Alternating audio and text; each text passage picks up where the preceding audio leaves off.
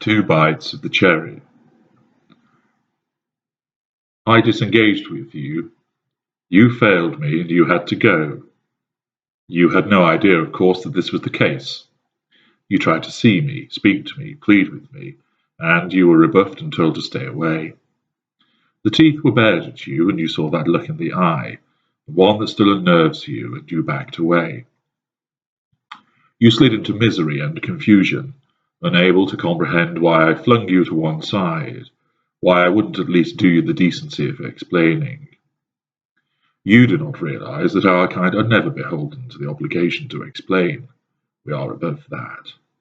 You, however, operate by differing standards, and regard it as a common courtesy to explain why something has been done, and it certainly applies when the situation is one of romantic entanglement. You believed that you are owed an explanation. We operate from the position that we owe you nothing, because once upon a time we gave you everything. I have the new primary source of fuel, of course. She was from a short list of individuals who were being cultivated as I embarked on my cruel devaluation of you. When I slipped away to my bolt hole, when I made repeated excuses to go to the bar when we went away on holiday, when your back was turned, I was extending my electronic tendrils as I engaged with these prospects. The fuel flowed from them as they readily connected with someone as charming as I. How could they not? A couple of these prospects have been kept in reserve, contingencies, as they became outer-circle friends who will wait in the wings, suitably brainwashed and conditioned so that they will jump at the chance of being promoted to the primary source at some future point.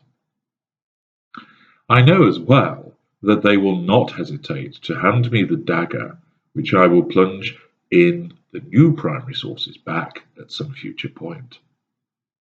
There is no sisterhood here in the battle to win my affections and favour.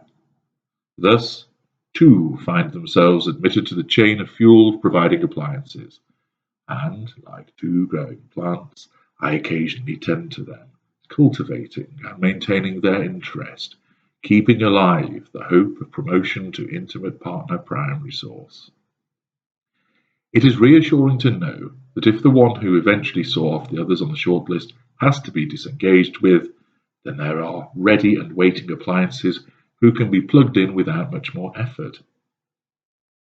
It is not always possible to find those appliances which will wait around, but it is far from impossible. You may be surprised at the number which will readily accept a role as an outer or even inner circle friend, a non-intimate secondary source, possibly even an acquaintance too in the right circumstances. They are content to have intermittent contact with me in person, happy to have more frequent contact through electronic medium. These reservists will smile at the primary source, appear to even be friendly, but they are only doing it to maintain my favour. If I gave the signal, they would rip the throat from the primary source in order to replace her. That is what we bring out in people. Still, those are the reservists, but for now an excellent primary source was chosen, and thus you were surplus to requirements. You heard no more from me as a wall of silence greeted your attempts to contact me. Your position as primary source came to an end. You were made redundant, and you were cast aside. I drew fuel from imagining your distress at this state of affairs, and your repeated attempts to contact me provided similar fuel, until I decided that I wanted to concentrate on the new primary source, and therefore you needed to stay away. I painted you as the crazy one, and I didn't want you interfering with my new, wonderful, golden primary period. Thus, as I mentioned, the teeth were bared, you were warned, and for once you listened, and you backed off.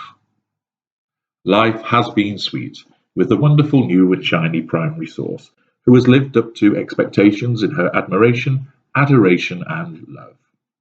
All is well, and I cannot say that I have really given you any further thought, since I made it clear that you were to stay the hell away from me, understand? I effectively deleted you from my mind. I have been drinking deep from the new potent fountain and enjoying all of this fresh, succulent fuel. So much so, I soon moved her in, and why not? I may as well ensure that such a precious source of fuel is on tap. Then one day I was moving some things around in the study, and I found a book which belonged to you. I picked it up, and you flared in my mind. I know that if it was the other way round, you would have been consumed by emotion as you triggered this ever-presence. This does not happen with me. There is no charge of emotion, but instead there is a spark of opportunity. The appearance of this book has caused you to enter into my sphere of influence. You did nothing, did you? No telephone call, no text message, no driving past my house. All of the usual things which victims do in the aftermath and which will invariably result in a hoover. The appearance of this book has thrust you into my mind again. I have plenty of fuel from the wonderful primary source, but a dash of hoover fuel would be welcome also. I have no need to re-engage with you as my primary source. Indeed, I do not want you to be a primary source. You failed in that respect, and your replacement is functioning well. But I am fueled, powerful, and I want to taste your positive hoover fuel. You have entered the sixth sphere of influence and caused a hoover trigger. There may be times where I would just ignore this and feel that there was no need to contact you. After all is well with the intimate partner primary source and our golden period. However, in order to flex my muscles, in order to gain more positive fuel, in order to demonstrate the power that I wield, and because I do not want to enter into any formal relationship with you, a simple, benign hoover is all that is required to draw some positive fuel from you. Moments such as these are delicious indeed. I have taken a large bite of the succulent cherry that is the new primary source, but here I am with the delightful opportunity to take a bite of another cherry and apply a hoover to you. As I say, this does not always happen. More often than not, our infatuation with the new primary source means that even if you did enter the sphere of influence, we would not act upon it. But since I am a greater, the situation is somewhat different.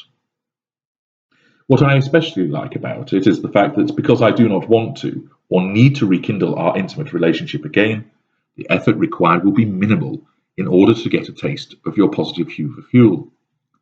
I pull out my phone and look at your number. I kept it, of course. I felt no need to block it. You rang and you rang, but I never answered, and eventually you gave up. I wonder for a moment whether you have blocked me and feel a twinge of irritation if that proves to be the case. Nevertheless, I have the energy and inclination to want to hoover you. I perceive that there is a good prospect of gaining fuel from you. I have no reason to think that your fuel will be diminished from what I remember it as. I have considered whether there may be obstacles, but do not regard there as being any which would mean the attempt is likely to fail.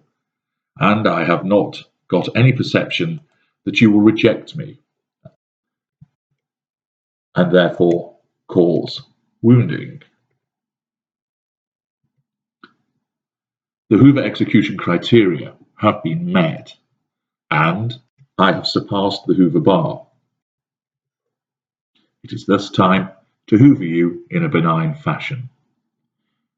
I jab your name on the phone and smile as I hear the ringing tone, and within just 2 rings, someone remains keen. You answer. Your voice is tentative. Hello, HG? Hi Tabitha, how are you? There is a pause. You are trying to work out what is going on, but I know you will want to talk to me. You answered, didn't you? You spoke. You want some answers. You need to know. I have seen it so many times before, and therefore I know that no matter how much you may think that you need to end the call before it gets going, you will not do so. I know that the emotion is surging through you, hope, expectation, and no doubt the glowing embers of the love that has not yet been extinguished for me.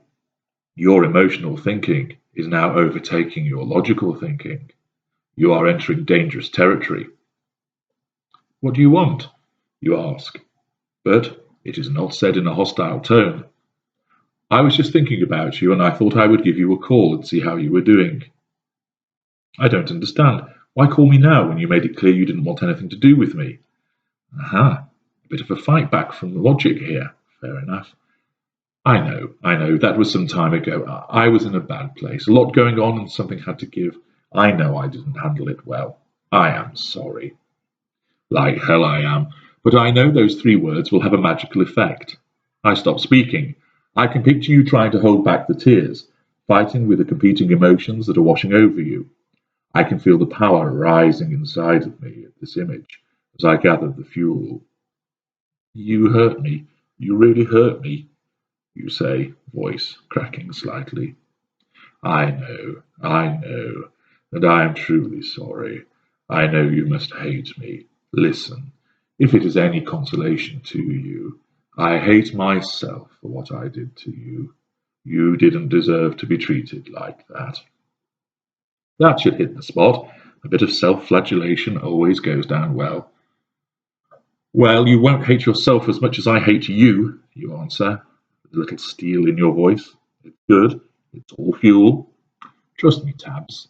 Oh yes, the shortened name for added familiarity needs to be used here. I know just what I did, and I am not proud of myself.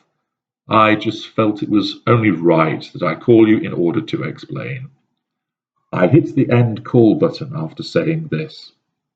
5 seconds. She will call back in 5 seconds. Sure enough, her name appears on the phone as she returns the call. Hi, I say enthusiastically. You went off. Yes, poor signal, I guess. There is another pause. I say nothing, allowing the silence to be used to compel you to speak. I know that you want to talk. It was always likely, and your behaviour so far is laden with indicators that you want to continue to talk. You said you wanted to explain, you say, and I hear the hope in your voice, and the fuel drips from you once again. I know that I can dangle the prospect of answers in front of you for weeks now. I don't want you back. I do not need you back, but I have tasted your delicious positive hoover fuel, and I like it. I have managed to cause you to speak to me, and then call me back after everything that I did to you, including my callous disengagement of you. That highlights the power that I have, and that is why, when remembering you through seeing the book, it was too good an opportunity to miss. Therefore, I applied a benign hoover, not to win you back, but to get you to respond and to provide me with fuel. And it has worked. I lick my lips before I speak. This cherry is mighty sweet.